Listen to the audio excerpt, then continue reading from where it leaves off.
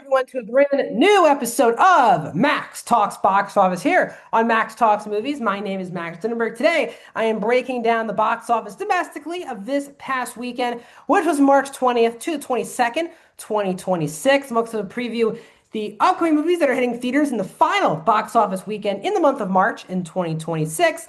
And also let you know some of the videos that are hitting the channel this week. So my name is Max Dinenberg. Welcome back, everyone, to Max Talks Movies. Without further ado, guys, I am going to break down the domestic box office of this past weekend, which I said was March 20th to the 22nd. Again, before I get into this actual domestic numbers, I do want to say that starting in April, with the April box office, I will start breaking down the overall numbers, domestic and worldwide. We're going to have enough movies coming out when I start in April.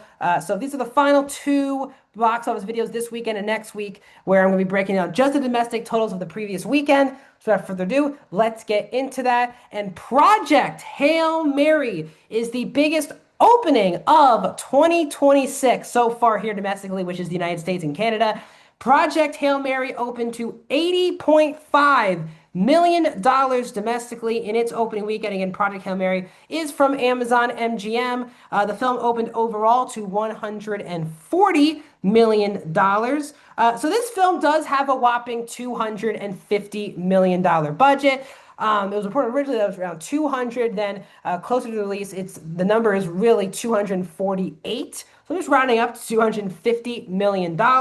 So the film needs to make around 550, 600, like that range to break even. Now this movie, I do believe, will have huge legs. The word of mouth is exceptional for Project Hail Mary. The cinema score is an A, has very high both critic and audience scores on Rotten Tomatoes. I just haven't seen one person publicly not like the movie that much. A big help as well for Project Hail Mary is the fact that there's really no competition hitting theaters this weekend. Super Mario kicks off the April box office season on April 1st, which is next Wednesday. So that will be very heavy competition. But for this upcoming weekend, Project Hail Mary should once again be the #1 movie of the weekend and probably should have a pretty decent, what I mean decent, like low percentage drop in its second weekend. I think this movie capitalized on a lot of things. It's based obviously on a very famous book. It is a sci-fi film, which does very well nowadays, but also it's a crowd-pleasing movie. Everyone has a smile on their face. I'm very happy that a movie like this is doing good. I've talked about this for years now on the channel. Ryan Gosling has never been a reliable box office movie star, ever, really, in his career. La La Land, from a lead acting perspective, was probably his biggest success in the multiplex.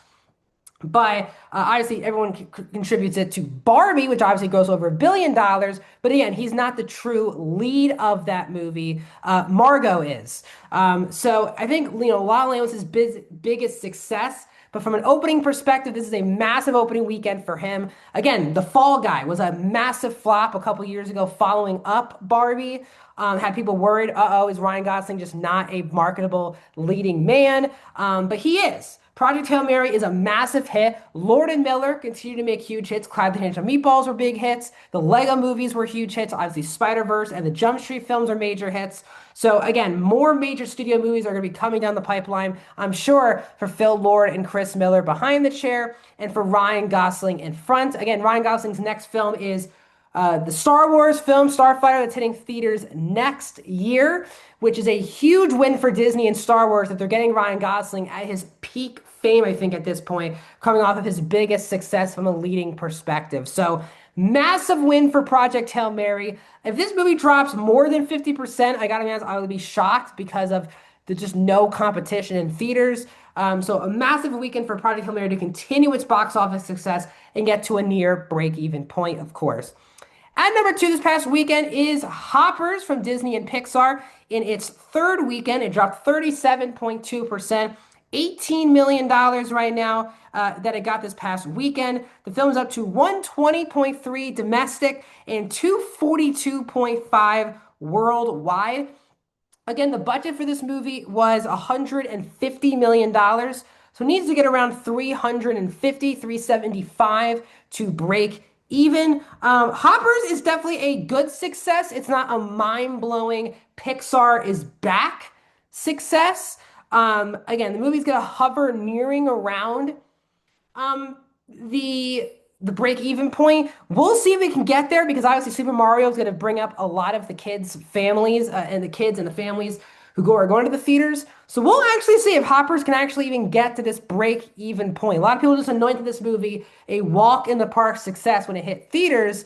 And again, it's doing quite well, especially as opposed to a lot of other Pixar original films over the last 6 years. But again, even like Elemental got around to $500 million worldwide. That's double what Hoppers is right now. So we'll see if Hoppers has more legs. But right now it's at 242 worldwide for its 3 weeks. At number three is a Bollywood movie, Durandar: The Revenge, which was distributed by Moviegoers Entertainment, made $9.5 million. And it is amazing right now if you look at the domestic top fives, really since we've come out of the pandemic. And a lot of box office weekends, I'm here breaking down anime movies, Bollywood films, basically foreign language films. And we're definitely seeing a transition, I believe, in Hollywood. For my entire life, it was very rare to even see a foreign language movie or an international film be in the top 10 at the box office. American studios were against putting them in theaters, especially in the amount of theaters that they are nowadays. But I really think streaming led by Netflix has changed a lot of people's perspectives on international media as it pertains to TV shows and movies. A lot of people watch content on their streaming services from outside the United States, and that is now translating to movies at the box office. Anime movies have been doing quite well, and we've seen a lot of Bollywood movies as well over the last 6 years get into the top five. $9.5 million in only 987 theaters is an amazing achievement. It is a sequel to a very popular Bollywood film as well, but this is amazing numbers. The film's up to $13.5 million for its total domestic gross so far. But just amazing stuff. We are seeing a transition and a change in Hollywood. I think a lot of people in Hollywood are scared that so many international films are making it not just in the top 10, in the top five at the domestic box office. Some people see it as a positive where so many people are now open to international films. I'm just here to break down the facts. These are the numbers. At number four this past weekend is Ready or Not 2, Here I Come, which was distributed by Fox Searchlight, which is Disney. It made $9.1 million domestically for its opening weekend. The film is open to 11.9, though, only $2.8 million internationally. Now, the first film, which came out in 2019, opened at $8 million. So Ready or Not 2 is a $1 million improvement 7 years later. The first film got to $57 million worldwide. I think a lot of people out there are like, why did they make a sequel to a movie that only made $57 million? But the first film only cost $6 million to make. So Fox was swimming in money in the first Ready or Not, because that break even's around like $15 million and the film made 57. That's not even including all the money it made on digital over the last 7 years. So the first one was very much a big success for Fox. Made sense to do a sequel. I think the problem here is it took them 7 years to make a sequel to this movie. And again, Radio Silence, the directors of the first film and this film, did the Screams 5 and 6 and Abigail in between. And really were tied to the Scream franchise so much they didn't have time to make a proper sequel to Ready or Not 2. So I do believe that this is about timing. This is a sequel to a movie that was definitely a success, but not as big of a success as I think people think. And it's a sequel 7 years after the original film. So, which is very weird to say out loud. But I think that was a big problem. This movie probably should have came out 3 years ago to be like a 4 years, 5 years is a good amount of time. Once you're pushing like 7 years on the sequel, now you're, I think, alienating a lot of people who have not seen the original film. So again, I don't think this movie is going to be nearly as successful as the first one, which made 57 million worldwide. This movie's budget, again, is only $14 million, but it's having its literally heavy competition in theaters this weekend with They Will Kill You. So we could see Ready or Not 2 really drop off a cliff and make a lot less money than the original film. Wrapping up the top five this past weekend is Reminders of Him from Universal. It dropped 55% in its second weekend, $8 million this past weekend, $33 million domestic, $54 million worldwide for Reminders of Him. Again, this is based on the Colleen Hoover, novel. The budget for this movie was $25 million. So again, 55, 60 million is the break even. It's up to 54. So this movie is going to break even. It's definitely a bigger success than Regretting You, but nowhere near the success of It Ends With Us. So the question is, can Colleen Hoover, her next book adaptation, can she recapture the magic that was the It Ends With Us box office success? So let's get into the final box office weekend in the month of March. The only major movie, guys, that is hitting theaters this weekend, as I mentioned earlier, is They Will Kill You. That's a new film starring Zazie Beetz and Patricia Arquette. That seems like a very much a Ready or Not kind of ripoff like movie. So that could really chew away at what Ready or Not 2's second weekend looks like. Also, Forbidden Fruits hits theaters this weekend. That is the brand new movie, also produced by Shudder, that stars Willie Reinhart, Victoria Pedretti, Alexandra Shipp, and Lola Tung.